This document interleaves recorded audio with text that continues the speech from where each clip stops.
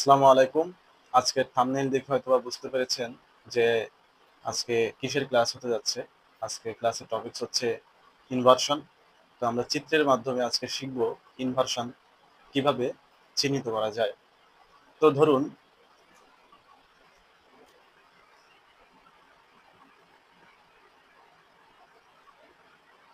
ধরুন এই একটা মানুষ। মানুষের কি প্রথমে মাথা, তারপর হাত, তারপর পা।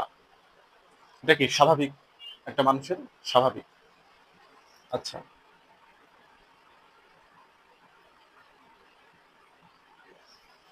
আচ্ছা, এবার দেখি আরেকটা জিনিস।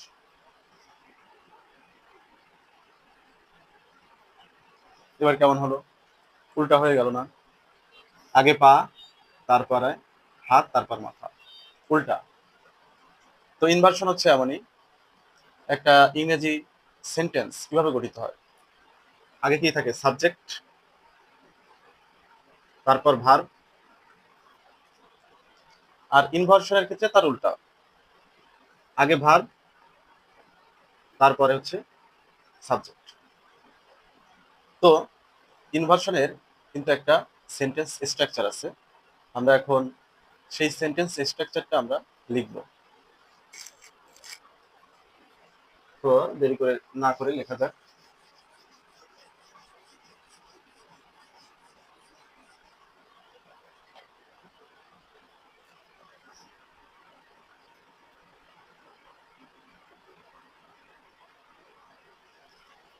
আচ্ছা, আগে আমরা লিখব স্বাভাবিক ইংরেজির যে স্ট্রাকচারটা কেমন হয়। এটা আমরা সবাই জানি, তারপরে আমি আরেকবার লিখছি। Subject plus auxiliary verb plus main verb plus extension. এটা হচ্ছে স্বাভাবিক।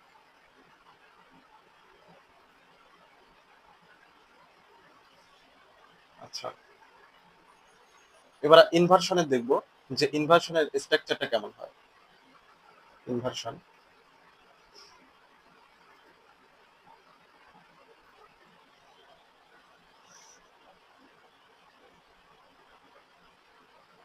এখানে একটা নেগেটিভ ওয়ার্ড হবে। Negative word plus auxiliary verb, auxiliary verb plus subject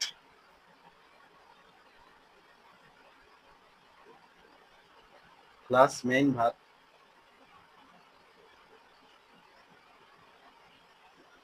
plus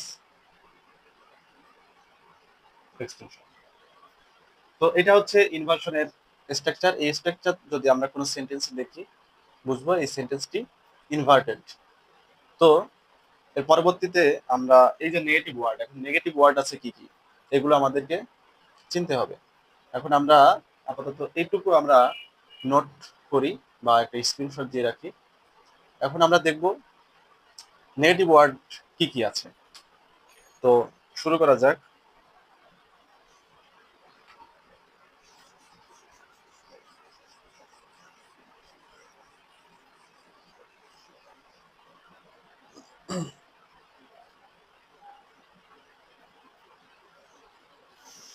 negative word বা নেগেটিভ অ্যাডভার্ব। এখন নেগেটিভ অ্যাডভার্ব গুলো আমরা দেখি আগে। নেগেটিভ অ্যাডভার্ব, নেগেটিভ অ্যাডভার্ব কি কি আছে? হার্ডলি, রেয়ারলি, পরে হচ্ছে scarcely, seldom, scarcely, seldom, not, now, nowhere, এবার আছে until, not, little, little, neither,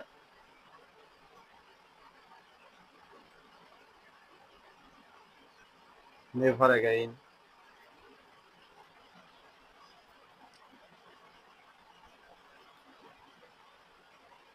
never before,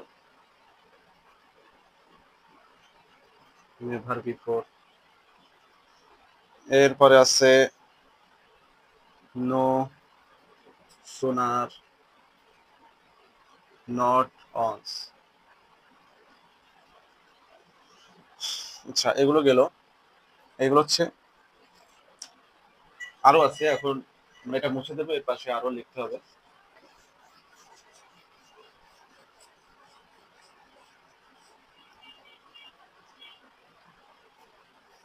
only if,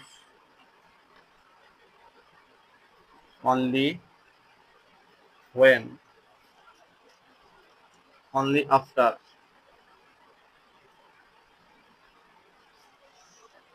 এরপরে আছে only because,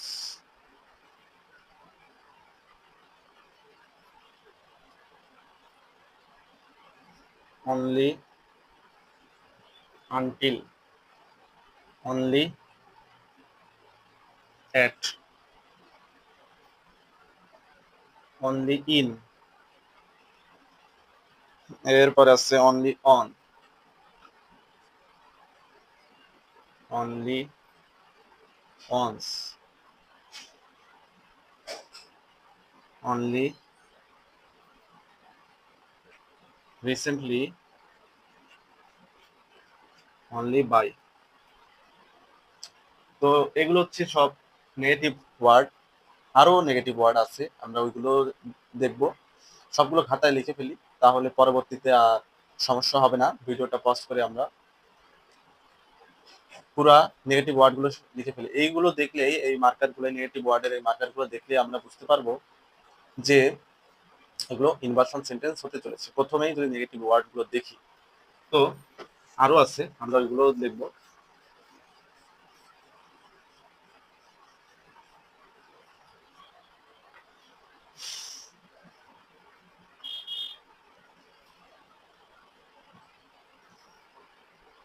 not on, not once, never. হয়তো বোরিং লাগতে পারে ক্লাসটা, অন্যান্য ক্লাসের মতো স্মার্ট বোর্ড হয়তো বা আমার নাই, কিন্তু এই ক্লাসটা দেখলে আমি আশা করি আপনি ইনভার্সন সম্বন্ধে আপনার আর কোনো সমস্যা থাকবে না। তো ধৈর্য ধরে আমরা ক্লাসটা দেখতে থাকি।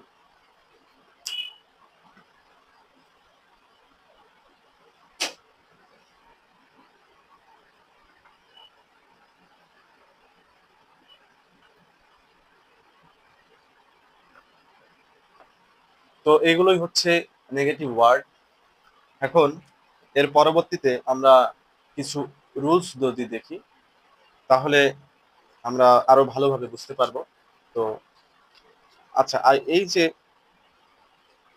সেন্টেন্স স্ট্রাকচার, এটা মনে রাখার জন্য একটা সহজ টেকনিক আছে। তো সেই টেকনিকটা যদি আমি আরেকবার দেখাই, তো স্ট্রাকচারটা আবার লিখি।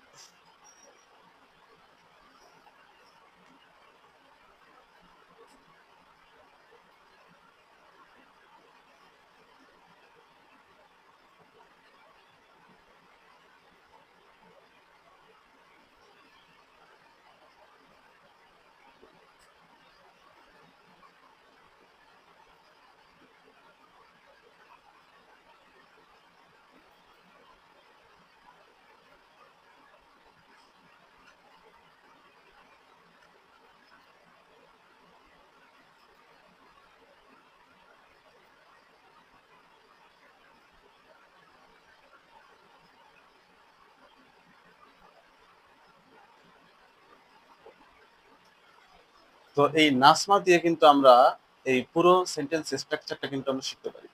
এন দিয়ে নেগেটিভ ওয়ার্ড, এতে অক্সিলারি ভার্ব, এতে subject, M A main verb, এবং এটাকে টানা হয়েছে মনে রাখার জন্য এক্সটেনশন হিসেবে। তো এবার আমরা কয়েকটি উদাহরণ দেখব, উদাহরণ দেখে আমরা পুরোপুরি ইনভার্সন সম্বন্ধে ক্লিয়ার হয়ে যাব।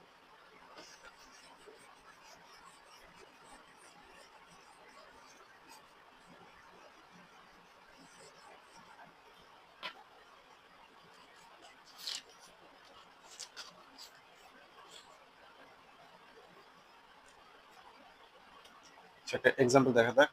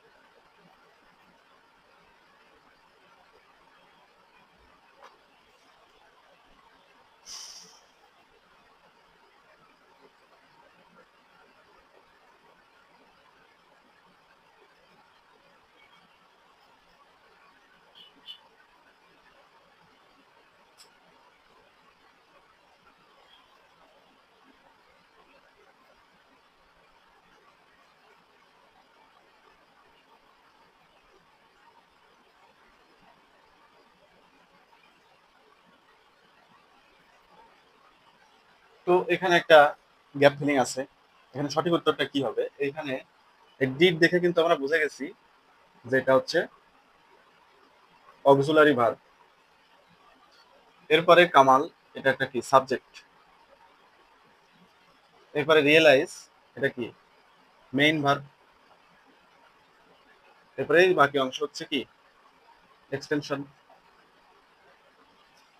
তার মানে এটা একটা ইনভার্সন। এখন এখানে কি বসে? শুরুতে কিন্তু সবসময় নেগেটিভ ওয়ার্ড বসবে। এখানে শুরুতে এখানে কি কোনো নেগেটিভ ওয়ার্ড আছে? এখানে কিন্তু কোনো নেগেটিভ ওয়ার্ড নাই। আমরা যে নেগেটিভ ওয়ার্ডগুলো শিখেছিলাম তার ভিতরে কিন্তু এই যে নেগেটিভ ওয়ার্ড আছে, অনলি আফটার একটা কি নেগেটিভ ওয়ার্ড। তো এখানে সঠিক উত্তর হবে নাম্বার বি। আমরা আরো একটা যদি উদাহরণ দেখি তাহলে আরো ক্লিয়ার হবে।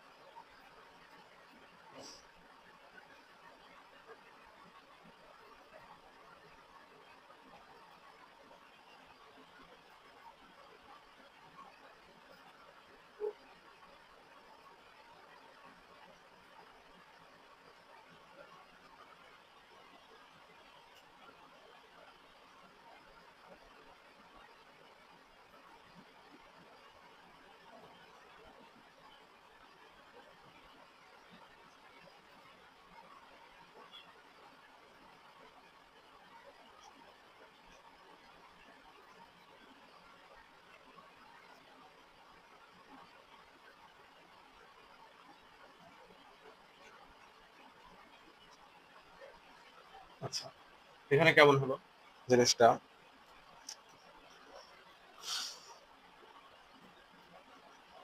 আচ্ছা, এখানে দেখা যাক। এখানে এ আর বি দুটোই হয়তো বা অনেকের কাছে সঠিক মনে হবে, কিন্তু দুটোই সঠিক নয়। আমরা একটু ভালো করে লক্ষ্য করে দেখি যদি, এখানে নো সুনার আছে, এটা কি নেগেটিভ ওয়ার্ড।